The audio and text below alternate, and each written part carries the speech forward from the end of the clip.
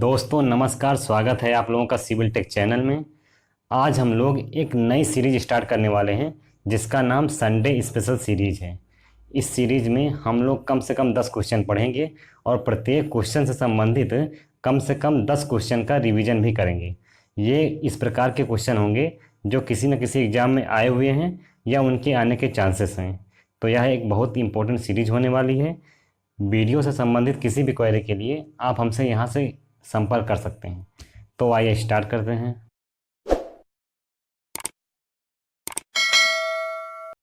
पहला क्वेश्चन दिया है, कह रहा the beam which are directly connected to the column are called as. क्या दिया है क्वेश्चन? कह रहा है कि the beam which are directly connected to the column are called as क्या कहलाता है? गर्डर कहलाता है। क्या कहलाता है? गर्डर कहलाता है। तो पहले हम लोग पढ़ते हैं गर्डर के बारे में कि गर्डर होता क्या है। तो गर्डर जो होता है वो आमतौर पर एक प्रकार का आई सेक्शन होता है। क्या होता है? एक प्रकार का आई सेक्शन होता है।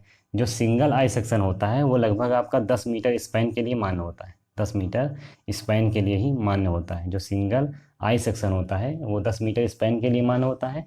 और जो गर्डर होता है वो 12 मीटर स्पैन के लिए क्या होता है? इकोनॉमिकल हो जाता है। मतलब क्या है?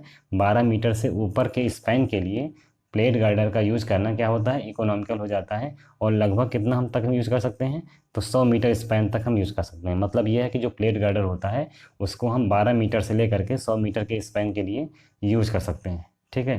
अब क्वेश्चन ये बनता है कि प्लेट गार्डर में हम स्टिफनर प्रोवाइड कराते हैं, तो प्लेट गार्डर में स्टिफनर क्यों प्रोवाइड कराए जाते हैं? ऐसा क्वेश्चन बनता है। क्या क्वेश्चन बनता है? क्वेश्चन ये बनता है कि प्लेट गार्डर में स्टिफनर जो होता है वो हम क्यों प्रोवाइड कराते हैं।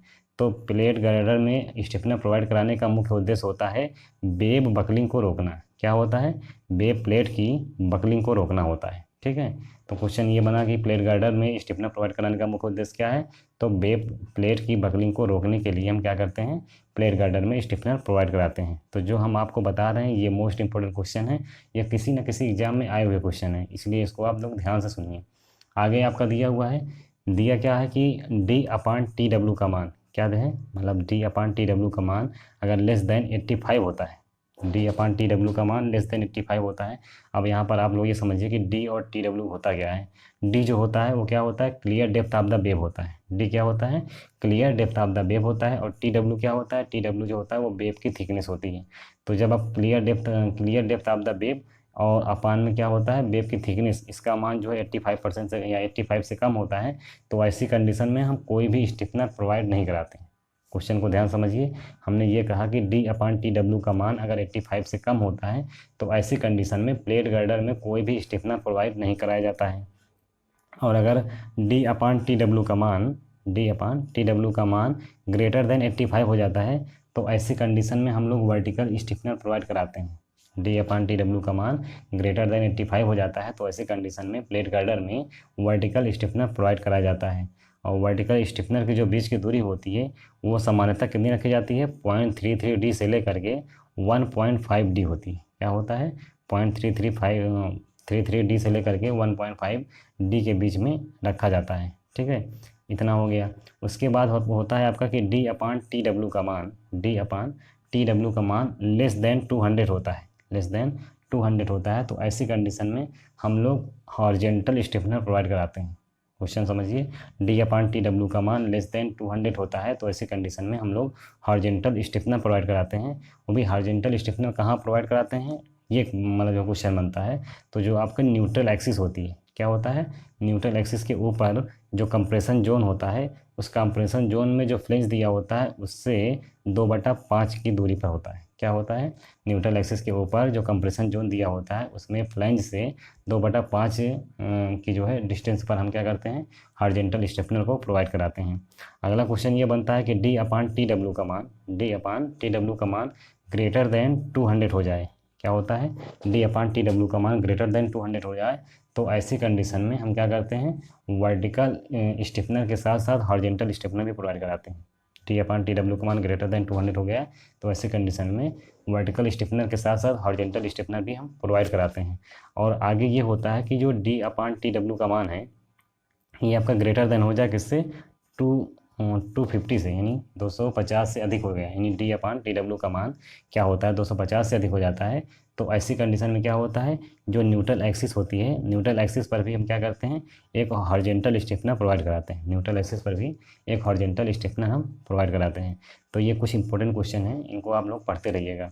आगे क्वेश्चन ये बनता है कि प्लेट गार्डर में इफेक्टिव डेप्थ क्या होता है। क्वेश्चन ये बनता है कि प्लेट गार्डर में इफेक्टिव डेप्थ क्या होता है। तो पहले ये समझिए कि प्लेट गार्डर में इफेक्टिव डेप्थ होता क्या है। हमने अभी आपको बताया कि जो प्लेट गार्डर होता है उसको क्या होता है, उसका सिर्फ आई सेक्शन जैसा होता है। तो ये जो ऊपर दिया हुआ है इसको बोलते हैं फ्लेंज। क्या होते हैं, इसको कंप्रेशन फ्लेंज बोलते हैं, CF से डिनोट कर दे रहे हैं, और इसको बोलते हैं टेंशन फ्लेंज। तो कंप्रेशन फ्लेंज और जो टेंशन फ्लेंज होता है, इनके सेंटर ऑफ ग्रेविटी यानी CG से ले करके जो डिस्टेंस होती है, ये डिस्टेंस ये कहलाती है आपकी इफेक्टिव डेप्थ। क्या होता है, प्लेट गार्डर की इफेक्टिव डेप्थ क्या होता है, ये आपका कंप्रेशन जोन जो होता है, कंप्रेशन जोन में जो फ्लेंज होता है और इधर टेंशन जोन में जो फ्लेंज होता है, इनके बीच का सेंटर ऑफ ग्रेविटी के बीच की जो डिस्टेंस होती है वो हमारी क्या होती है, वही इफेक्टिव डेप्थ कहलाती है। ठीक है। आगे क्वेश्चन ये होता है कि जो प्लेट गार्डर होता है उसमें शेयर फोर्स किसी भी पॉइंट पर किसके द्वारा उत्पन्न होता है। क्वेश्चन ये बनता है कि जो प्लेट गार्डर में शेयर फोर्स जो होता है किसी भी पॉइंट पर किसके द्वारा उत्पन्न होता है। तो आंसर आपका ये बनता है कि पार्ट ऑफ वेव क्या होता है, पार्ट ऑफ वेव और पार्ट ऑफ क्या होता है, फ्लैंज। मतलब ये है कि किसी भी प्लेट गार्डर में किसी भी सेक्शन पर जो शेयर फोर्स उत्पन्न होता है वो आंशिक वेव और आंशिक फ्लैंज के कारण उत्पन्न होता है। आगे क्वेश्चन ये बनता है कि जो प्लेट गार्डर है उसमें बेंडिंग मोमेंट को कौन रजिस्ट करता है। क्वेश्चन ये बनता है प्लेट गार्डर में बेंडिंग मोमेंट को कौन रजिस्ट करता है। तो याद रखिएगा हमेशा फ्लैंज प्लेट रजिस्ट करती है। क्या होती है, फ्लैंज प्लेट जो होती है वो बेंडिंग मोमेंट को रजिस्ट करती है। यहाँ तो हमने बात किया प्लेट गार्डर में। कभी कभी क्वेश्चन आपसे ये आ जाता है कि रोल्ड स्टील बीम सेक्शन जो होता है उसमें शेयर फोर्स को कौन रजिस्ट करता है। तो याद रखिएगा कि रोल्ड स्टील बीम सेक्शन में शेयर फोर्स को रजिस्ट करने वाला क्या होता है, केवल और केवल वेब होता है। और प्लेट गार्डर में बेंडिंग मोमेंट को रजिस्ट करने के लिए क्या होता है, वहाँ पर आपका फ्लैंज प्लेट हो जाता है। अब एक क्वेश्चन ये बनता है कि जो प्लेट गार्डर होती है उसकी गहराई कितनी रखी जाती है। गहराई बोले तो D।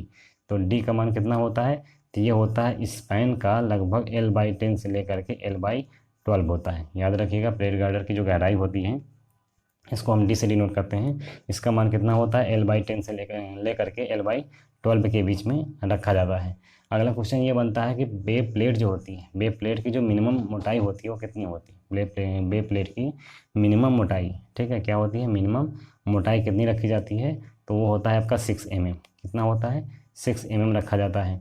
आगे क्वेश्चन ये बनता है कि प्लेट गार्डर में जो बियरिंग स्टिफनर होता है वो हम कहाँ प्रोवाइड कराते हैं। क्वेश्चन ये बनता है कि प्लेट गार्डर में जो बेयरिंग स्टिफनर होता है वो कहाँ प्रोवाइड करा जाता है, तो आपका लगभग सपोर्ट पर प्रोवाइड करते हैं। कहाँ पर, सपोर्ट पर प्रोवाइड। प्लेट गार्डर में जितने भी क्वेश्चन हमने अभी आपको बताए हैं इससे ज़्यादा क्वेश्चन एग्जाम में नहीं आएगा। आगे आपका दिया हुआ है शेप फैक्टर दिया है। क्या दिया है आपका, शेप फैक्टर दिया हुआ है। यहाँ पर रेक्टेंगुलर सेक्शन दिया है, इसके लिए शेप फैक्टर 1.5 रखा जाता है। ट्रायंगुलर के लिए दिया हुआ है 2.37 से लेकर 2 होता है। सॉलिड के लिए दिया है और का हॉलो सर्किल लिए दिया हुआ है। थिन सर्कुलर रिंग दिया हुआ है। इस प्रकार के अलग अलग सेक्शन के लिए अलग अलग शेप फैक्टर दिया गया है।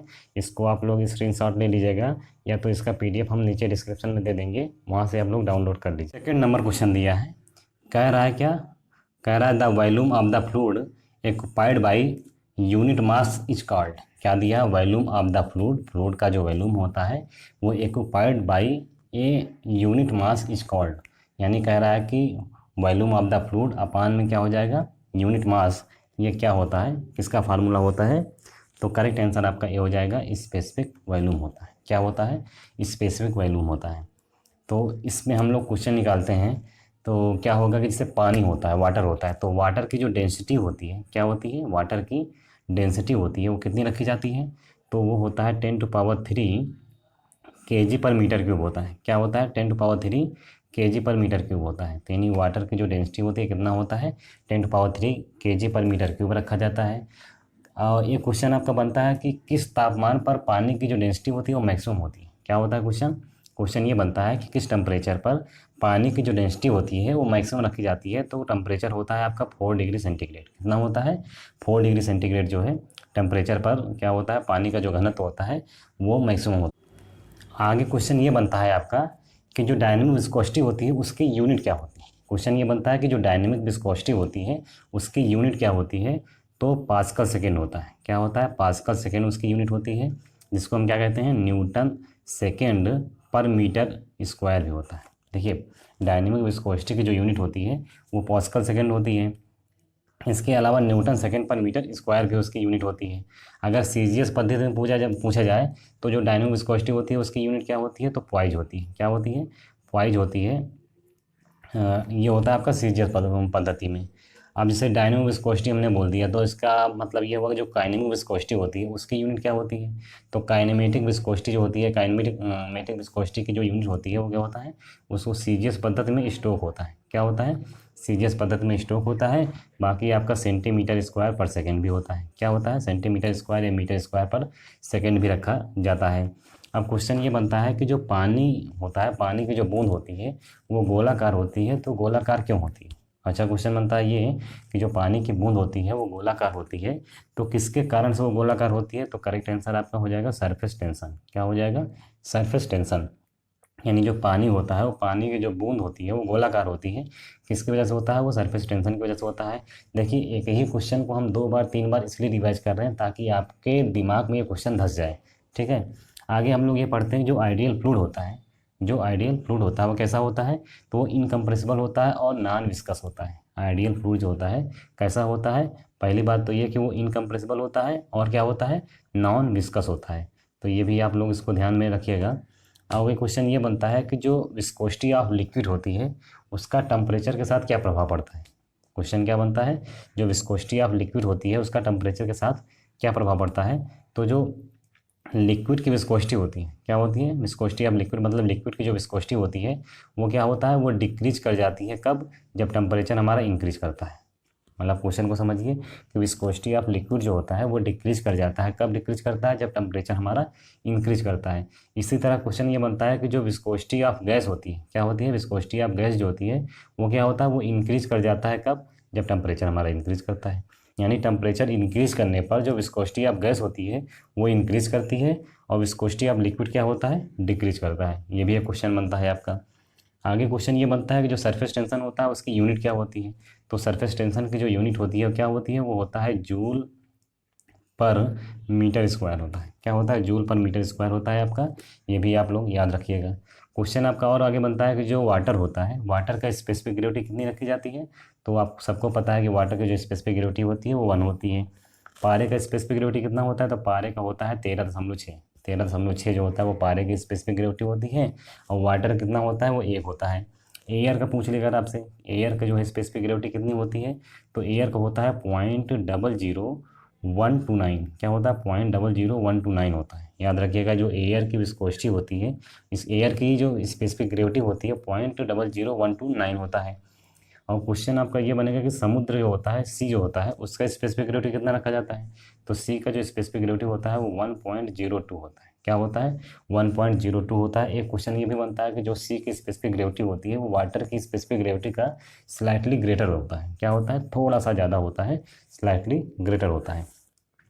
तो एयर के बाद अब क्वेश्चन ये बनेगा कि ऑयल जो होता है, ऑयल की स्पेसिफिक ग्रेविटी कितनी रखी जाती है। तो याद रखिएगा, ऑयल की स्पेसिफिक ग्रेविटी कितना होता है, 0.8 होता है। तो हमने अभी आपको बताया कि जो वाटर की स्पेसिफिक ग्रेविटी होती है वो 1 रखा जाता है। पारे का स्पेसिफिक ग्रेविटी 13.6 रखा जाता है। एयर का स्पेसिफिक ग्रेविटी 0.00129 रखा जाता है। और समुद्र की स्पेसिफिक ग्रेविटी 1.02 होता है। इसके साथ साथ जो ऑयल होता है उसका स्पेसिफिक ग्रेविटी कितना होता है, 0.8 रखा जाता है।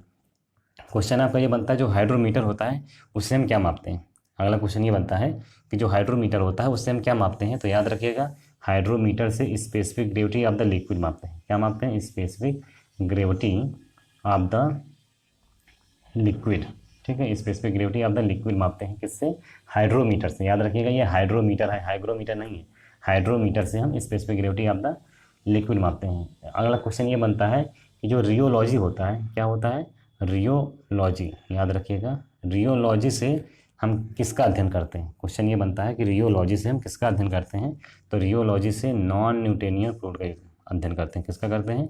Non Newtonian fluid. इसका हम अध्ययन किससे करते हैं, रियोलॉजी से करते हैं। तो लगभग आपका 10 क्वेश्चन से ज़्यादा हो गया होगा। ये मोस्ट इंपॉर्टेंट क्वेश्चन है, किसी न किसी एग्जाम में आए हुए क्वेश्चन है, इसलिए इनको याद कर लीजिएगा आप लोग। आगे आपका दिया है आइडियल एंड रियल फ्लूइड होता क्या है। जैसे आइडियल फ्लूइड क्या होता है, आइडियल फ्लूइड होता है कि an ideal fluid is one which क्या होता है, उसमें नो विस्कस होता है, सरफेस टेंशन नहीं होता है और इनकम्प्रेसिबल होता है। और रियल फ्लूइड क्या होता है, तो रियल फ्लूइड वह होता है जिसमें क्या होता है, वो विस्कस होता है, सरफेस टेंशन भी होता है और क्या होता है, वो कंप्रेसिबल भी होता है। तो जो नेचुरल अवेलेबल आल फ्लूइड यानी जो प्राकृतिक रूप से जो अवेलेबल फ्लूइड हैं वो सभी क्या हैं, वो रियल फ्लूइड हैं। तो ये दिए गए हैं रियल फ्लूइड और आइडियल फ्लूइड के बारे में, इनको आप देख लीजिएगा। ये चार्ट आपका मोस्ट इंपॉर्टेंट चार्ट है, इसको भी आप लोग देख लीजिएगा। ये जो लाइन शो कर रही है किसको शो करती है, आपका आइडियल ब्रिंघम प्लास्टिक होता है, ये आपका प्लास्टिक फ्लूइड होता है। नॉन न्यूटोनियन फ्लूइड होता है ये न्यूटोनियन फ्लूइड आपका कहलाता है। ये नॉन न्यूटोनियन फ्लूइड होता है, डाइल्यूटेंट होता है। आइडियल फ्लूइड ये आपका कहलाता है। तो ये चार्ट को आप लोग समझ लीजिएगा, एक बार देख लीजिएगा, मोस्ट इंपॉर्टेंट क्वेश्चन इससे भी होता है। थर्ड नंबर क्वेश्चन दिया है, कह रहा है कि what is the size of the soil particles that consider to be the effective size और इफेक्टिव डायमीटर। क्या दिया है, कह रहा है what is the size of the soil particle that be considered to be the effective size और effective diameter. कहने का मतलब क्या है, इसमें से कौन जो है इफेक्टिव साइज और इफेक्टिव डायमीटर को शो करता है। तो करेक्ट आंसर आपका यहाँ पर क्या हो जाएगा, D10। क्या हो जाएगा, D10 जो है आपका इफेक्टिव साइज या इफेक्टिव डायमीटर को शो करता है। अब यहाँ पर क्वेश्चन क्या बनते हैं, क्वेश्चन जो हम उठाते हैं उसमें है कि एक कंपैक्टेड डेंस सैंड होता है। क्या होता है, कंपैक्टेड डेंस सैंड जो होता है वो उसकी रिलेटिव डेंसिटी का मान कितना होता है। क्वेश्चन आपका बनता है जो कंपैक्टेड डेंस सैंड होता है उसके रिलेटिव डेंसिटी जिसको हम ID से डिनोट करते हैं, ID का मान कितना होता है, तो होता है आपका 0.95 होता है। क्या होता है, 0.95। याद रखिएगा, बहुत मोस्ट इंपॉर्टेंट क्वेश्चन है ये। जो कंपैक्टेड डेंस सैंड है उसके रिलेटिव डेंसिटी का मान कितना होता है, 0.95 होता है। अब फार्मूला आपका एक होता है क्वेश्चन, लिक्विडिटी इंडेक्स होता है। क्या होता है, लिक्विडिटी इंडेक्स। तो लिक्विडिटी इंडेक्स मतलब हम आपको यहाँ से LI से डिनोट कर रहे हैं। तो जो लिक्विडिटी इंडेक्स का फार्मूला होता है वो होता है आपका water content minus plastic limit upon में क्या होता है, liquid limit minus plastic limit. Question को समझिए, जो आपका लिक्विडिटी इंडेक्स होता है उसका फार्मूला क्या होता है, water content into plastic limit और अपान में क्या होता है, liquid limit minus plastic limit होता है। इनटू में आप 100 भी ऐड कर सकते हैं, कोई दिक्कत नहीं है। तो ये फार्मूला होता है लिक्विडिटी इंडेक्स का। और एक और फार्मूला होता है आपका कंसिस्टेंसी इंडेक्स। क्या होता है, कंसिस्टेंसी इंडेक्स CI से डिनोट करते हैं। CI बराबर क्या होता है, ये होता है आपका liquid limit minus water content और अपान में क्या होता है, liquid limit minus plastic limit into क्या होता है, 100 होता है। याद रखिएगा, कंसिस्टेंसी इंडेक्स का फार्मूला होता है liquid limit minus water content और अपान में क्या होता है, liquid limit minus plastic limit into में क्या होता है, 100 होता है। आगे आपका ये होता है कि जो नॉर्मल क्ले होती है उसकी सेंसिटिविटी कितनी रखी जाती है। अगला क्वेश्चन ये बनता है कि जो नॉर्मल क्ले होती है उसकी सेंसिटिविटी कितना रखा जाता है, तो लगभग 1 से 4 के बीच में होता है। अब सेंसिटिविटी क्या होता है ये भी आपको बताना पड़ेगा। तो पहले समझिए कि जो नॉर्मल क्ले होता है उसकी सेंसिटिविटी कितना होती है, वो 1 से 4 रखा जाता है। और ये फार्मूला और आपका बनता है, फार्मूला ये है कि जो टफनेस इंडेक्स होता है, क्या होता है, टफनेस इंडेक्स TI डिनोट करते हैं। TI बराबर क्या होता है, तो TI बराबर होता है PI/FI। क्या होता है, PI/FI मतलब टफनेस इंडेक्स जो होता है वो बराबर होता है प्लास्टिसिटी इंडेक्स और अपान में क्या होता है, फ्लो इंडेक्स होता है। प्लास्टिसिटी इंडेक्स अपान में फ्लो इंडेक्स बराबर क्या होता है, टफनेस इंडेक्स होता है। ये भी इंपॉर्टेंट क्वेश्चन है, आप लोग इसको समझ लीजिएगा। एक क्वेश्चन आपका ये बनता है कि भारतीय मानक के अनुसार सबसे छोटी चालनी जो होती है सीव, नंबर ऑफ सीव जो होती हैं, सबसे छोटी चालनी कितने माइक्रोन की होती है, ये क्वेश्चन बनता है। भारतीय मानक के अनुसार सबसे छोटी चालनी जो सबसे छोटी सीव होती है वो कितने माइक्रोन की होती है, तो आपका हो जाएगा 45 माइक्रोन। क्या होता है, 45 माइक्रोन से छोटी चालनी अभी तक भारतीय मानक के अनुसार नहीं बनाई गई। और आपका एक क्वेश्चन ये बनता है कि जो स्ट्रोक का नियम होता है, क्या होता है, स्ट्रोक का नियम होता है वो कितने से कितने के बीच में, कितने से कितने रेंज के बीच में मान्य होता है। तो याद रखिएगा 0.2 mm से लेकर कितना, 0.2 mm से लेकर के 0.0002 mm के बीच में जो पार्टिकल के कण होते हैं उनके लिए मान्य होता है क्या, आपका स्ट्रोक का नियम। क्वेश्चन को समझिए, स्ट्रोक का जो नियम होता है वो 0.2 mm से लेकर के 0.0002 mm के बीच के जो कण होते हैं उनके लिए ही मान्य होता है।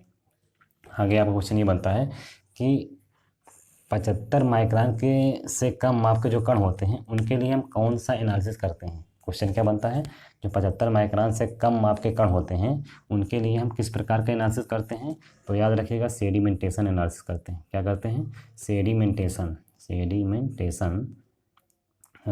सेडिमेंटेशन एनालिसिस करते हैं किसके लिए करते हैं हम, ये होता है 75 माइक्रोन से जो कम माप के कण होते हैं उनके लिए होता है। 75 माइक्रोन से अधिक माप के लिए जो होते हैं वो सेव एनालिसिस करते हैं, और 75 माइक्रोन से कम माप के लिए जो कण होते हैं उनके लिए हम क्या करते हैं, सेडिमेंटेशन एनालिसिस करते हैं।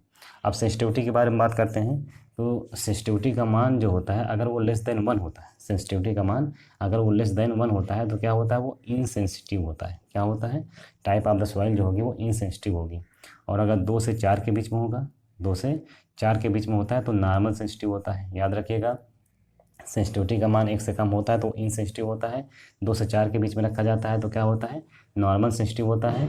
और उसके बाद 4 से 8 के बीच में होता है तो क्या होता है, वो सेंसिटिव होता है। 4 से 8 के बीच में सेंसिटिव होता है, और 8 से 16 के बीच में अगर आ गया तो क्या होता है, मोर सेंसिटिव होता है। एक चार्ट होता है, इस चार्ट को याद करना है आपको। सेंसिटिविटी का मान अगर 1 से कम होता है तो इनसेंसिटिव होता है, 2 से 4 के बीच में होता है तो नॉर्मल सेंसिटिव होता है, 4 से 8 के बीच में होता है तो सेंसिटिव होता है, 8 से 16 के बीच में होता है तो मोर सेंसिटिव होता है। इसका मतलब क्या हुआ, इसका मतलब ये हुआ कि जो सेंसिटिविटी का मान है वो लगभग आपका 1 से लेकर के 16 के बीच में रखा जाता है। 1 से लेकर के 16 के बीच में क्या होता है, सेंसिटिविटी का मान रखा जाता है।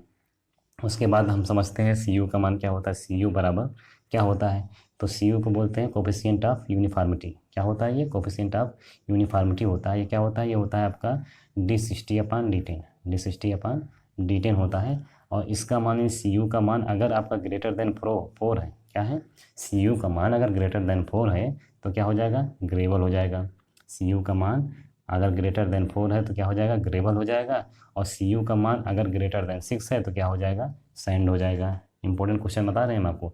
सी यू का मान अगर ग्रेटर देन 4 है तो ग्रेवल हो जाएगा, सी यू का मान आपको ग्रेटर देन 6 है तो क्या हो जाएगा, सैंड हो जाएगा। अगर सी यू का मान क्या हुआ, अगर सी यू का मान लेस देन 5 है, सी यू का मान लेस देन 5 है तो यूनिफॉर्मली सॉइल होगी। और सी यू का मान अगर 15 से 5 के बीच में है, सी यू का मान 15 से 5 के बीच में है तो क्या हो जाएगा, पुअरली ग्रेडेड सॉइल हो जाएगी, पुअरली ग्रेडेड सॉइल हो जाएगी। सी यू का मान ग्रेटर देन 15 है तो क्या हो जाएगा, वेल ग्रेडेड सॉइल हो जाएगी, वेल ग्रेडेड सॉइल हो जाएगी। क्वेश्चन को समझिए, सी यू का मान अगर 5 से कम है तो क्या हो जाएगा, यूनिफॉर्मली सॉइल हो जाएगी। 5 से 15 के बीच में है तो पुअरली ग्रेडेड सॉइल हो जाएगा। और सी यू का मान अगर 15 से अधिक है तो क्या हो जाएगा, वेल ग्रेडेड। यहाँ पर दिया गया है, आप लोग देख लीजिएगा, यूनिफॉर्मली कोफिशिएंट दिया गया है। क्या होता है, सी यू बराबर D60/D10 होता है। सी यू का मान अगर 4 से कम होता है तो ग्रेवल हो जाता है, और सी यू का मान अगर 6 से अधिक 6 के बराबर हो जाता है, 6 से अधिक हो जाता है तो क्या हो जाता है, सैंड हो जाता है। यहाँ पे कोफिशिएंट ऑफ कर्वेचर दिया है, कोफिशिएंट ऑफ कर्वेचर सी सी बराबर क्या होता है, सी सी बराबर होता है D30 का स्क्वायर अपॉन D60/D10 होता है। अब यहाँ पर वेल ग्रेडेड सॉइल के लिए क्या होता है, सी सी का मान 1 से 3 के बीच में रखा जाता है। तो ये आपका दिया गया है, आप लोग इसको देख लीजिएगा अच्छे से, most important question. 4 number question दिया है, कह रहा है कि which the type of the soil has coefficient of permeability as 1 × 10⁻² से लेकर कितना है, 5 × 10⁻² सेंटीमीटर पर सेकेंड। तो कह रहा है कि टाइप ऑफ द सॉइल बताना है। मतलब क्या है, कोफिशिएंट ऑफ परमेबिलिटी का मान दिया है कि 1 × 10⁻² से लेकर के 5 × 10⁻² सेंटीमीटर पर सेकेंड के बीच में है। तो टाइप ऑफ द सॉइल कैसा होगा वो, तो हो जाएगा आपका क्या हो जाएगा, सैंड। क्या होगा, सैंड होगा। तो यहाँ पे कोफिशिएंट ऑफ परमेबिलिटी दिया गया है, तो कोफिशिएंट ऑफ परमेबिलिटी के बारे में हम लोग पढ़ लेते हैं। पहली बात तो ये समझिए कि कोफिशिएंट ऑफ परमेबिलिटी को के से डिनोट करते हैं, किससे डिनोट करते हैं, के से डिनोट करते हैं। और के बराबर फार्मूला क्या होता है, के बराबर फार्मूला होता है MV/CV × Γ W। क्या होता है, के बराबर होता है MV/CV × Γ W होता है। अब यहाँ पर एक क्वेश्चन ये बनता है कि जो फाइन ग्रेन सॉइल होती है, क्या होती है, फाइन ग्रेन सॉइल जो होती है उसके लिए हम कौन सा मेथड यूज़ करते हैं कोफिशिएंट ऑफ परमेबिलिटी को याद करने के लिए। क्वेश्चन को समझिए, फाइन ग्रेन सॉइल के लिए कोफिशिएंट ऑफ परमेबिलिटी याद करने के लिए हम कौन सा मेथड यूज़ करते हैं, तो होता है आपका फॉलिंग हेड मेथड होता है। क्या होता है, फॉलिंग हेड मेथड। ये हमारा क्या होता है, ये हमारा जो मेथड होता है, इससे हम फाइन ग्रेन सॉइल के लिए कोफिशिएंट ऑफ परमेबिलिटी याद करते हैं। अगर कोर्स ग्रेन सॉइल के लिए पूछ लें तो कोर्स ग्रेन सॉइल के लिए क्या होता है, कांस्टेंट हेड मेथड होता है। क्या होता है, कांस्टेंट हेड मेथड जो होता है ये कोर्स ग्रेन सॉइल के लिए परमेबिलिटी याद करने का मेथड होता है। और फाइन ग्रेन सॉइल के लिए हमने बताया आपको कि फॉलिंग हेड मेथड होता है।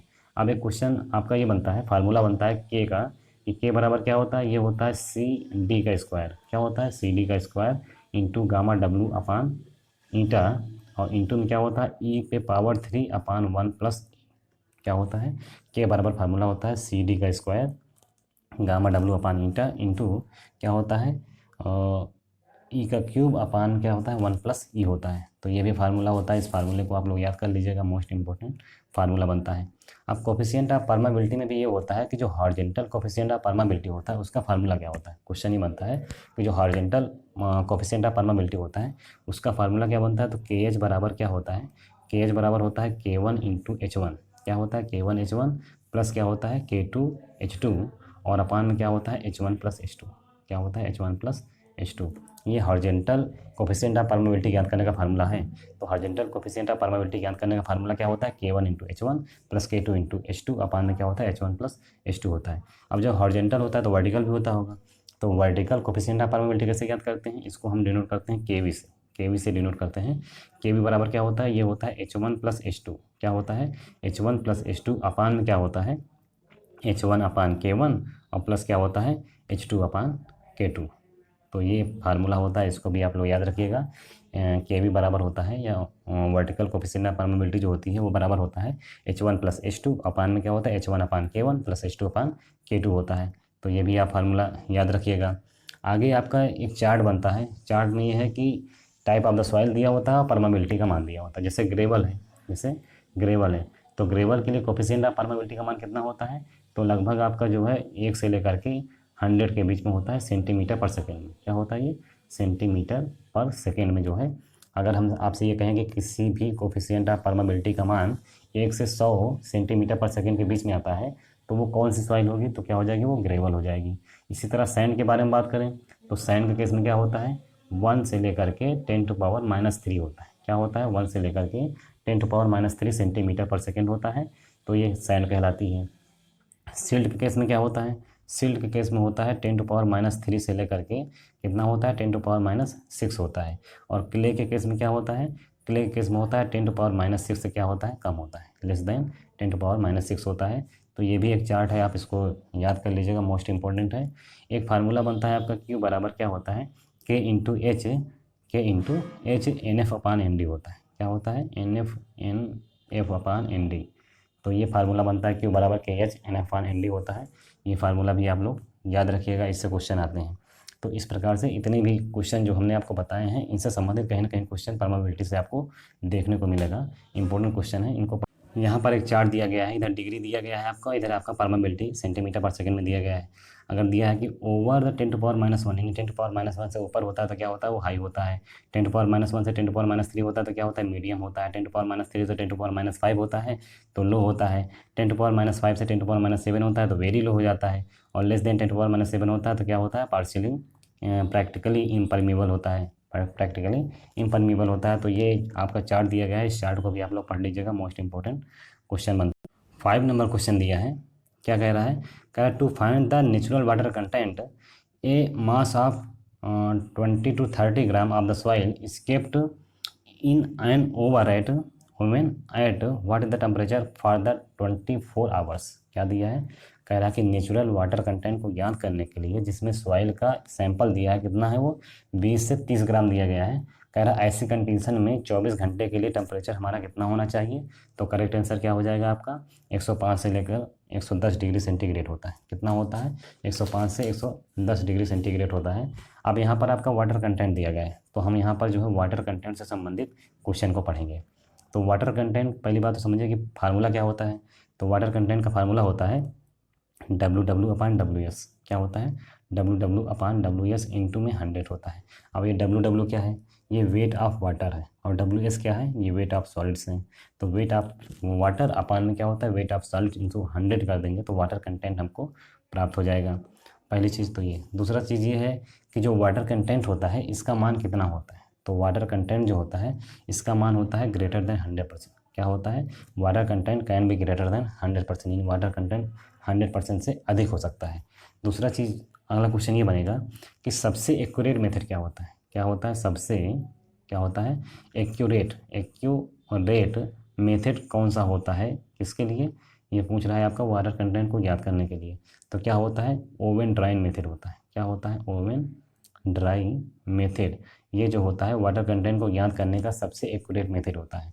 अब एक्यूरेट बात आ गई तो अगला क्वेश्चन ये बनता है कि वाटर कंटेंट को ज्ञात करने के लिए सबसे जल्दी ज्ञात कैसे कर सकते हैं, मतलब रैपिड मेथड कौन सा होता है, किसके लिए रैपिड मेथड कौन सा होता है वाटर कंटेंट को ज्ञात करने का, तो वो होता है कैल्शियम कार्बाइड मेथड। क्या होता है, कैल्शियम कार्बाइड मेथड होता है, ये भी आप लोग याद रखिएगा। उसके बाद क्वेश्चन ये बनता है जो पिग्नोमीटर होता है उससे हम लोग क्या ज्ञात करते हैं, तो पिग्नोमीटर से वाटर कंटेंट ज्ञात करते हैं, इसके साथ में क्या होता है स्पेसिफिक ग्रेविटी यानी जी का मान ज्ञात करते हैं। पिग्नोमीटर एक ऐसा इंस्ट्रूमेंट होता है जहाँ से हम क्या करते हैं वाटर कंटेंट भी ज्ञात करते हैं और स्पेसिफिक ग्रेविटी भी ज्ञात करते हैं। वाटर कंटेंट से संबंधित एक मोस्ट इंपॉर्टेंट फार्मूला बनता है आपका, क्या होता है वो S/E बराबर क्या होता है W/G। क्या होता है S/E बराबर W/G। ये वाटर कंटेंट से संबंधित मोस्ट इंपॉर्टेंट फार्मूला है, कहीं न कहीं किसी न किसी क्वेश्चन में ये आता रहता है। आगे आपका ये होता है कि जो नॉर्मल सॉइल होती है, जैसे ये आपका नेचुरल वाटर कंटेंट दिया है, इसके लिए जो वाटर कंटेंट को ज्ञात करने का टेम्परेचर होता है वो हमने आपको बताया कितना होता है, वो 105 से 110 डिग्री सेंटीग्रेड होता है।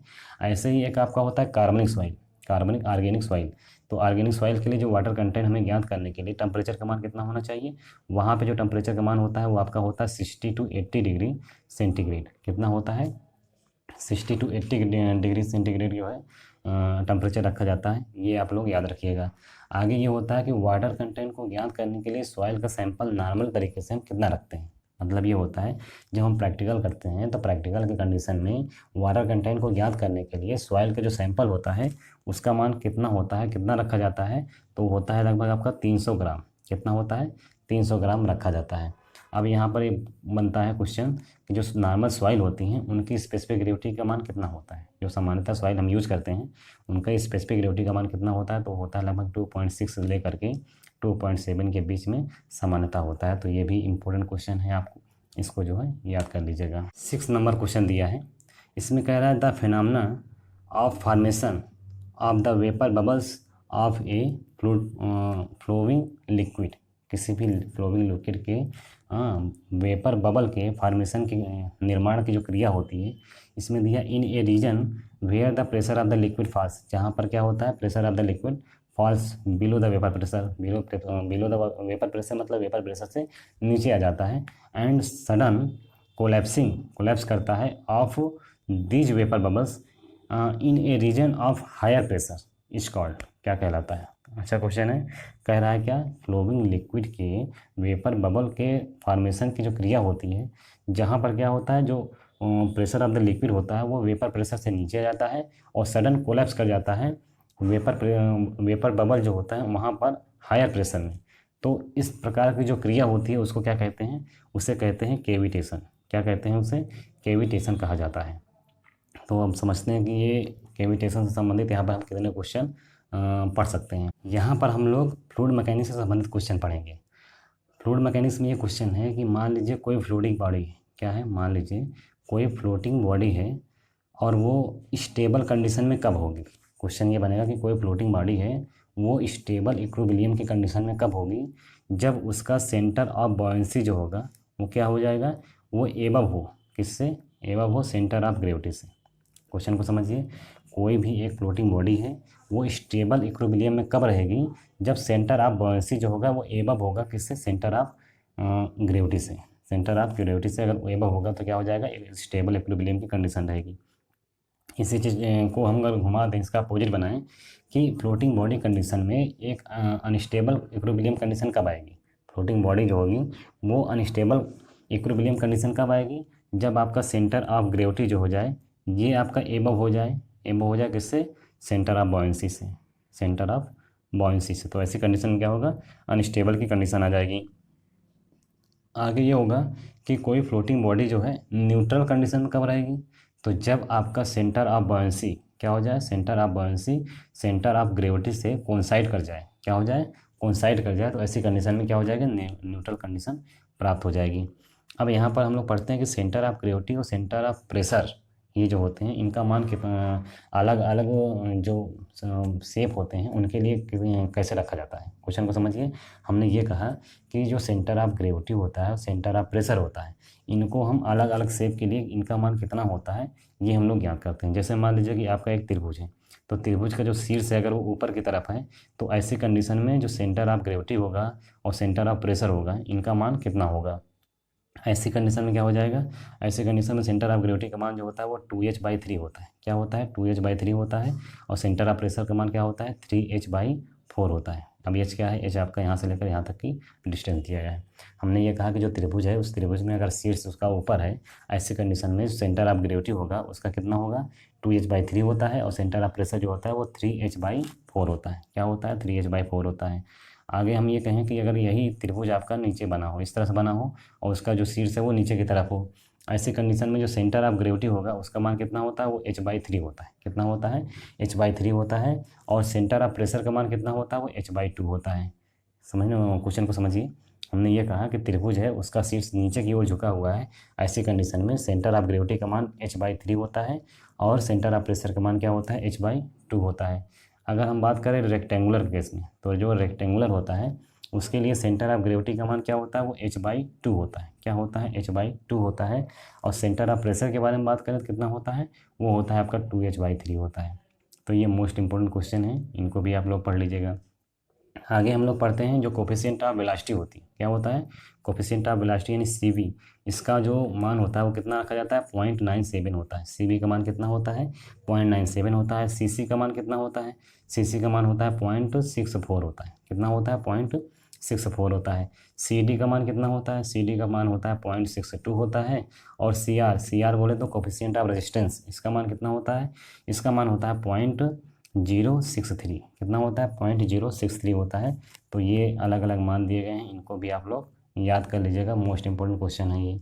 आगे हम लोग ये पढ़ते हैं कि ऐसा प्रेशर जो एटमॉस्फेरिक प्रेशर से कम होता है उसे हम क्या कहते हैं। हमने ये कहा कि ऐसा प्रेशर जो क्या हो, एटमॉस्फेरिक प्रेशर से कम हो, लेस देन एटमॉस्फेरिक प्रेशर हो, मतलब इस तरह से है कि ऐसा प्रेशर जो एटमॉस्फेरिक प्रेशर से कम होता है, ऐसे कंडीशन में उस प्रेशर को हम क्या कहते हैं, उसे कहते हैं वैक्यूम प्रेशर। क्या कहते हैं, वैक्यूम प्रेशर कहा जाता है। ठीक है। अब वैक्यूम प्रेशर को और किस नाम से जानते हैं, वैक्यूम प्रेशर जो होता है उसको हम सक्शन, क्या होता है, सक्शन प्रेशर भी बोलते हैं। सक्शन प्रेशर के साथ साथ उसको हम निगेटिव प्रेशर भी बोलते हैं। यानी वैक्यूम प्रेशर को सक्शन प्रेशर भी बोला जाता है और निगेटिव प्रेशर भी बोला जाता है। आगे क्वेश्चन क्या बनता है, आगे क्वेश्चन ये होता है कि जो पीजोमीटर होता है वो सुटेबल होता है किस फ्लूइड के लिए सुटेबल होता है। जो पीजोमीटर होता है वो सुटेबल होता है किस फ्लूइड के लिए सुटेबल होता है, तो स्मॉल एंड पॉजिटिव। क्या होता है, स्मॉल यानी कम मात्रा में हो और क्या हो, पॉजिटिव हो। पॉजिटिव की कंडीशन में क्या होता है, जो पीजोमीटर होता है वो हमारा क्या होता है, सुटेबल होता है। ठीक है। आगे क्वेश्चन ये बनता है कि जो पीजोमीटर ट्यूब होता है उससे हम क्या मापते हैं, पीजोमेट्रिक ट्यूब से हम क्या मापते हैं, तो स्टैटिक प्रेशर मापते हैं। पीजोमीटर ट्यूब से या पीजोमेट्रिक ट्यूब से हम क्या मापते हैं, स्टैटिक प्रेशर मापते हैं। ये भी आप लोग याद रखिएगा।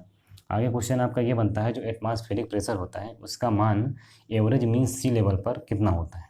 हमने क्या कहा, हमने ये कहा कि जो एटमॉस्फेरिक प्रेशर होता है उसमें एवरेज MSL यानी मीन सी लेवल पर एटमॉस्फेरिक प्रेशर का मान कितना होता है, तो होता है 1.033 kg/cm² होता है। क्या होता है, एटमॉस्फेरिक प्रेशर का मान एवरेज मीन सी लेवल पर कितना होता है, ये 1.033 kg/cm² होता है। ये भी आप लोग याद रखिएगा। आगे क्वेश्चन ये बनता है कि ऊंचाई पर जाने पर एटमॉस्फेरिक प्रेशर पर क्या प्रभाव पड़ता है। मैंने ये कहा कि ऊंचाई पर जाने पर एटमॉस्फेरिक प्रेशर पर क्या प्रभाव पड़ता है, तो होता ये है कि पहले तो धीरे धीरे घटता है। क्या होता है, एटमॉस्फेरिक प्रेशर पहले धीरे धीरे घटता है, उसके बाद क्या होता है, तेज़ी से घटता है। क्या होता है, पहले धीरे धीरे घटेगा। ये क्वेश्चन एग्जाम में आया हुआ है इसलिए हम आपको बता रहे हैं। क्वेश्चन ये था कि ऊंचाई पर जाने पर एटमॉस्फेरिक प्रेशर पर क्या प्रभाव पड़ता है, तो पहले धीरे धीरे जो है घटता है, उसके बाद क्या होता है, फिर तेज़ी से घटता है। तो ये भी आप लोग याद रखिएगा। आगे क्वेश्चन आपका ये बनता है कि जो यूट्यूब मैनोमीटर होता है उससे हम क्या मापते हैं। यूट्यूब मैनोमीटर जो होता है उससे हम क्या मापते हैं, तो हाई प्रेशर मापते हैं। याद रखिएगा, हाई प्रेशर मापा जाता है यूट्यूब मैनोमीटर से। ठीक है, यूट्यूब मैनोमीटर से क्या मापते हैं, हाई प्रेशर मापते हैं। आगे क्वेश्चन आपका ये बनता है कि जो गेज प्रेशर होता है उसका फार्मूला क्या होता है। क्या होता है, गेज प्रेशर का फार्मूला क्या होता है, ये होता है एब्सोल्यूट प्रेशर और माइनस क्या होता है, एटमॉस्फेरिक प्रेशर। याद रखिएगा, गेज प्रेशर बराबर क्या होता है, एब्सोल्यूट प्रेशर होता है और माइनस में एटमॉस्फेरिक प्रेशर होता है। लास्ट क्वेश्चन आपका ये बनता है कि जो बैरोमीटर में हम मरकरी यूज़ करते हैं, क्यों यूज़ करते हैं। क्या होता है, जो बैरोमीटर आपका होता है उसमें हम मरकरी यूज़ करते हैं, तो मरकरी क्यों यूज़ करते हैं? क्योंकि यह हाई प्रेशर पर कॉलम में कम ऊंचाई देता है। क्या होता है? हाई प्रेशर पर कॉलम में, जो कॉलम हमारा होता है जो जिसमें हम इसका यूज़ करते हैं, तो वहाँ पर हाई प्रेशर पे कॉलम में क्या होता है, कम ऊंचाई प्रदान करता है। इसलिए हम क्या करते हैं, बैरोमीटर में मरकरी का यूज करते हैं। तो ये क्वेश्चन किसी न किसी एग्जाम में आए हुए क्वेश्चन और मोस्ट इंपोर्टेंट क्वेश्चन है, इसलिए आप लोग इसको ध्यान से। 7 नंबर क्वेश्चन दिया है, इसमें क्या कह रहा है? कह रहा है कि which of the following is not a kind of manometer. क्या दिया है? Which of the following is not a kind of manometer. इसमें से कौन, मतलब मैनोमीटर का प्रकार नहीं, इसमें से कौन मैनोमीटर का प्रकार नहीं। देखिए, डिफरेंशियल मैनोमीटर होता है, यूट्यूब मैनोमीटर होता है, पीजोमीटर भी एक प्रकार का मैनोमीटर ही होता है। कौन सा नहीं है? बॉर्डन ट्यूब प्रेशर में गेज जो होता है, बॉर्डन ट्यूब प्रेशर गेज जो होता है वो क्या होता है, मैनोमीटर का प्रकार नहीं होता है। इसलिए ये आपका तीसरा वाला यहाँ पर क्या हो जाएगा, करेक्ट। 8 नंबर क्वेश्चन दिया है, कह रहा है which of the following is an igneous rock. क्या दिया है? Which of the following is an igneous rock. इसमें से कौन अग्नेय चट्टान है? तो अग्नेय चट्टान कौन सा है इसमें? ग्रेनाइट है। क्या है? ग्रेनाइट। तो याद रखिए, ग्रेनाइट हो गया, बेसाल्ट हो गया, ट्रैप हो गया, डोलोमाइट हो गया, ये सब क्या होते हैं? ये सब इग्नियस रॉक कहलाते हैं। ग्रेनाइट हो गया, बेसाल्ट हो गया, ट्रैप हो गया और डोलोमाइट, ये सब क्या होते हैं? ये आपके इग्नियस रॉक होते हैं। क्या होते हैं? ये इग्नियस रॉक होते हैं। अब आपका जो है इग्नियस रॉक और कौन से होते हैं? तो पहले बात तो ये समझिए कि जितने भी इग्नियस रॉक होते हैं, क्या होते हैं? जितने भी इग्नियस रॉक होती हैं वो क्या होती हैं? वो सब के सब अनस्ट्रेटिफाइड होती हैं। क्या होती हैं? अनस्ट्रेटिफाइड रॉक होती हैं, अस्तरीय चट्टानें जिसको बोलते हैं। हमने ये कहा कि जो ग्रेनाइट हो गया, ट्रैप हो गया, बेसाल्ट हो गया, डोलोमाइट हो गया, ये सब के यहाँ ये सब अग्नेय चट्टान हैं। और जो अग्नेय चट्टान होती है वो क्या होती है? अस्तरीय चट्टान होती है, अनस्ट्रेटिफाइड रॉक होती है। आगे क्वेश्चन आपका ये बनता है कि सेडिमेंटेशन रॉक कौन कौन सी होती हैं? सेडिमेंट्री रॉक कौन कौन सी होती हैं? जैसे सैंड स्टोन हो गया, आपका लाइम स्टोन हो गया, जिप्सम हो गया, लेटेराइट हो गया, सैल हो गया, लिग्नाइट हो गया। क्या क्या बोला हमने? हमने बताया सैंड स्टोन हो गया, लाइम स्टोन हो गया, जिप्सम हो गया, लेटेराइट हो गया, सैल हो गया, लिग्नाइट हो गया। ये सारे के सारे क्या होते हैं? ये सेडिमेंट्री रॉक होती हैं। क्या होती हैं? सेडिमेंट्री रॉक होती हैं। क्वेश्चन आपका ये बनता है जो क्वार्टज और माइका होते हैं ये सब क्या होते हैं? तो क्वार्टज और माइका और मिनरल्स क्या होते हैं? क्वार्टज और माइका जो होते हैं ये मिनरल्स होते हैं। ये भी एक क्वेश्चन एग्जाम में आया हुआ है और इसको पढ़ लीजिएगा। आगे ये क्वेश्चन बनता है कि सबसे अच्छी गिट्टी के पत्थरों का साइज़ क्या होता है? क्या होता है? जो सबसे अच्छी गिट्टी होती हैं उन गिट्टी के पत्थरों का साइज़ क्या होता है? तो लगभग 2 सेंटीमीटर से 5 सेंटीमीटर के बीच में होना चाहिए। क्या होना चाहिए? 2 सेंटीमीटर से लेकर 5 सेंटीमीटर के बीच में अगर किसी भी गिट्टी का साइज़ है तो क्या हो जाएगा? उसको अच्छी गिट्टी माना जाता है। और ये क्वेश्चन ये बनता है जो आपका ग्रेनाइट होता है वो कौन सी रॉक होती है? तो उसको बोलते हैं प्लूटोनिक रॉक। क्या बोलते हैं उसको? प्लूटोनिक रॉक भी बोलते हैं। ग्रेनाइट को प्लूटोनिक रॉक भी बोलते हैं। ग्रेनाइट में क्या होता है? ग्रेनाइट में आपका 20 से लेकर 60% तक क्या होता है? 20% से लेकर 60% तक क्या होता है? क्वार्टज होता है। क्यों से डिनोट करते हैं इसको? तो 20 से लेकर 60% तक क्या होता है? क्वार्टज होता है। और बाकी आपका 35% तक जो होता है इसमें फेल्सफार होता है। क्या होता है? फेल्सफार होता है। ग्रेनाइट के बारे में हम बता रहे थे कि ग्रेनाइट जो होता है एक प्लूटोनिक रॉक होती है, उसमें 20% से लेकर 60% के बीच में क्वार्टज होता है और लगभग 35% तक क्या होता है? फेल्सफार होता है। क्वेश्चन आपका ये बनता है जो ग्रेनाइट होता है उसकी स्पेसिफिक ग्रेविटी जी का मान कितना होता है? तो ग्रेनाइट के जी का मान कितना होता है? 2.65 से लेकर 2.75 होता है। कितना होता है? 2.65 से लेकर 2.75 होता है। ये मोस्ट इंपॉर्टेंट क्वेश्चन है, इनको पढ़ लीजिएगा। आगे ये क्वेश्चन बनता है कि जो ग्रेनाइट होता है उसका कंप्रेसिव स्ट्रेंथ का मान कितना होता है? तो ग्रेनाइट के कंप्रेसिव स्ट्रेंथ का मान होता है 770 से लेकर के 1300 केजी पर सेंटीमीटर स्क्वायर होता है। क्या होता है? केजी पर सेंटीमीटर स्क्वायर।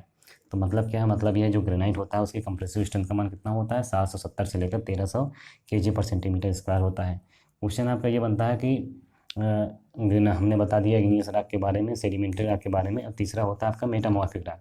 तो कौन कौन सी रॉक मेटामॉर्फिक रॉक के अंतर्गत आती हैं? तो एक आपका हो गया नीज। क्या हो गया? नीज हो गया। संगमरमर हो गया। क्या होता है? संगमरमर। ये हो गया। क्वार्टजाइट हो गया। क्वार्टजाइट ये हो गया आपका। इस तरह के जितने भी रॉक होते हैं क्या होती हैं? वो मेटामॉर्फिक रॉक के अंतर्गत आती हैं। तो ये इंपॉर्टेंट क्वेश्चन है, इनको आप लोग देख लीजिएगा।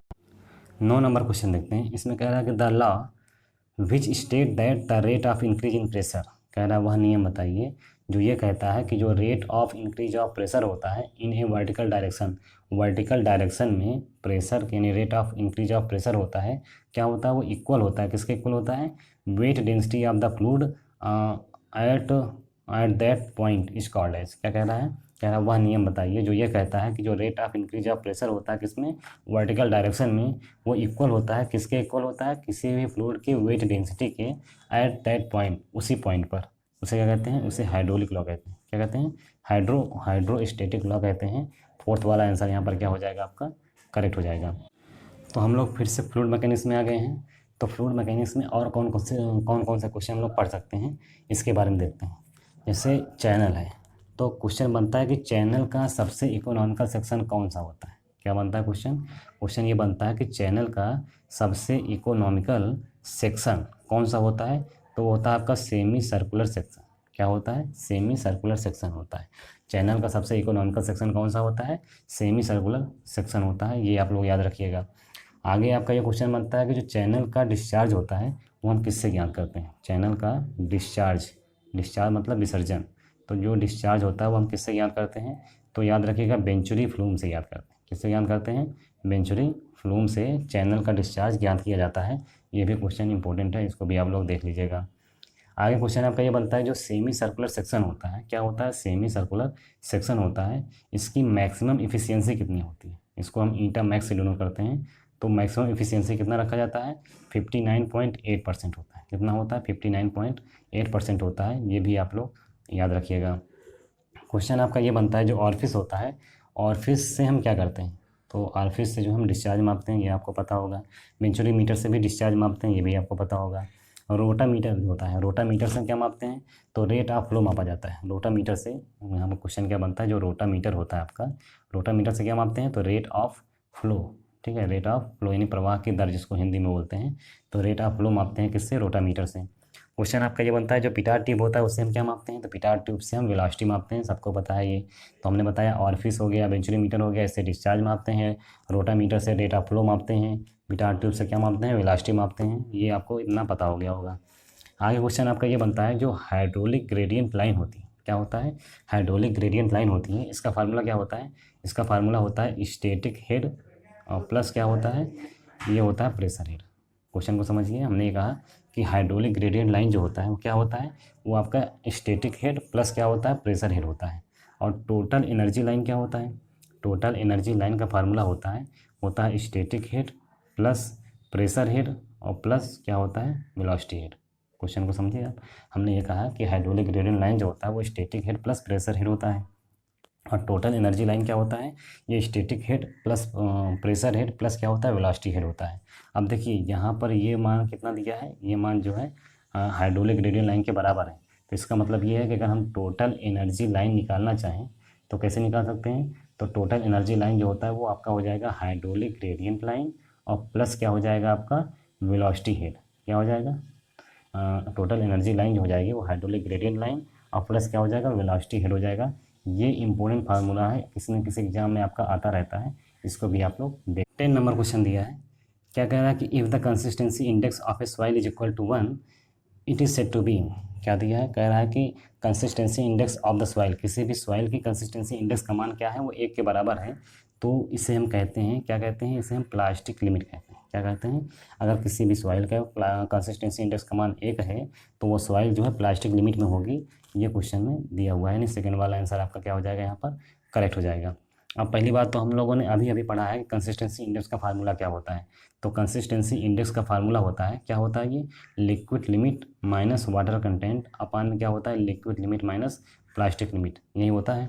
अगर वाटर कंटेंट, यहाँ पर जो वाटर कंटेंट दिया है, वाटर कंटेंट को हम क्या कर दें, यहाँ पर प्लास्टिक लिमिट बना दें, क्या कर दें, प्लास्टिक लिमिट बना दें, तो क्या हो जाएगा, इन सब कट जाएंगे, उसका मान कितना आ जाएगा, 1 हो जाएगा। तो इसलिए वाटर कंटेंट का मान जितना होगा, यानी इस पर अगर हम प्लास्टिक लिमिट रखें, लिक्विड लिमिट रखें, जो भी रखेंगे, कंसिस्टेंसी इंडेक्स जो है इसी के आधार पर बनती हुई चली जाएगी। तो पहली चीज़ तो ये कि आपको यहाँ से समझ लेना चाहिए।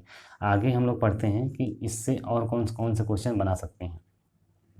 हमने अभी अभी आपको बताया रिलेटिव डेंसिटी के बारे में, क्या बताया, रिलेटिव डेंसिटी के बारे में। पहली बात समझिए, इसको हम आई डी से डिनोट करते हैं। आई डी का फार्मूला क्या होता है, वो होता है ई मैक्स माइनस ई और अपान में क्या होता है, ई मैक्स माइनस ई मिनिमम। क्या होता है, आईडी मतलब रिलेटिव डेंसिटी इसको बोलते हैं। तो रिलेटिव डेंसिटी का फार्मूला होता है ई मैक्सिमम और माइनस में ई, और क्या होता है अपान में हो जाता है ई मैक्सिमम माइनस ई मिनिमम इंटू 100, ये आपका फार्मूला होता है। अब यहाँ पर रिलेटिव डेंसिटी का जो मान होता है उसमें क्या होता है कि जो ई मैक्सिमम है, यानी हम आपसे कहें कि ई मैक्सिमम का मान कितना हो सकता है, तो मैक्सिमम जो होता है कितना होता है, ये 91% होता है। याद रखिएगा, ई मैक्सिमम का मान कितना होता है, लगभग 91% तक होता है। और ई मिनिमम का मान कितना होता है, ई मिनिमम का मान जो है लगभग 35% होता है। याद रखिएगा, मोस्ट इंपॉर्टेंट क्वेश्चन है ये आपका। ई मैक्सिमम का मान 91% होता है, ई मिनिमम का मान कितना होता है, 35% होता है। कभी कभी इन दोनों का रेशियो पूछ लेता है, तो भी आप लोग अगर इतना याद रहेगा तो निकाल सकते हैं। आगे आपका होता है पोरोसिटी, तो कभी कभी क्वेश्चन ये बनता है कि जो पोरोसिटी मैक्सिमम होती है उसका मान कितना होता है, तो लगभग होता है 47.6% होता है। पोरोसिटी मैक्सिमम का मान कितना होता है, इसको हम एन से डिनोट करते हैं, एन मैक्स जो होता है वो कितना होता है, 47.6% होता है। और यहाँ पे पोरोसिटी मिनिमम का अगर बारे में बात करें, तो पोरोसिटी मिनिमम कितनी होती है, कितना होता है ये 25.9%, 25.9, इसको हम 26% भी कर सकते हैं, तो 25.9% होता है। ये भी रेशियो पूछ लेगा तो आप इसको निकाल सकते हैं। कभी कभी जो होता है आपका क्वेश्चन है ये रिलेटिव डेंसिटी, इसका जो है रेंज पूछ लेता है, कितना रेंज होता है, तो याद रखिएगा 0 is less than or equal to I D और is less than or equal to 1 होता है। क्या होता है, अगर हम आपसे पूछें कि रिलेटिव डेंसिटी यानी आई का मान यानी आई का रेंज कितना होता है, तो 0 is less than or equal to I D is less than or equal to 1 होता है। और इसके बाद हम लोग पढ़ते हैं ए लाइन इक्वेशन। आप लोगों ने बहुत सुना होगा इसके बारे में। ए लाइन इक्वेशन क्या होता है, इसमें आई पी बराबर होता है, फार्मूला होता है 0.73, क्या होता है 0.73 लिक्विड लिमिट माइनस 20 होता है। क्या होता है, ए लाइन इक्वेशन का फार्मूला होता है आई पी बराबर 0.73 लिक्विड लिमिट माइनस 20 होता है। इसी तरह यू लाइन होता है, क्या होता है, इसी तरह यू लाइन इक्वेशन भी होता है। यू लाइन इक्वेशन में आई पी का मान कितना होता है, आई पी बराबर होता है 0.9 लिक्विड लिमिट माइनस 8 होता है। क्या होता है 0.9 लिक्विड लिमिट माइनस 8 होता है। तो ये भी इंपॉर्टेंट क्वेश्चन है, इनको आप लोग पढ़ लीजिए। तो इस प्रकार से हम लोगों ने इस वीडियो में संडे स्पेशल सीरीज़ का पार्ट नंबर 1 अच्छे से पढ़ लिया है। आई होप कि आपको ये वीडियो पसंद आया होगा। इस वीडियो का PDF नीचे डिस्क्रिप्शन में आपको मिल जाएगा, आप वहाँ से डाउनलोड कर सकते हैं। और आपको हमारा यह वीडियो पसंद आता है तो प्लीज़ लाइक करें, शेयर करें, सब्सक्राइब करें। थैंक यू, धन्यवाद।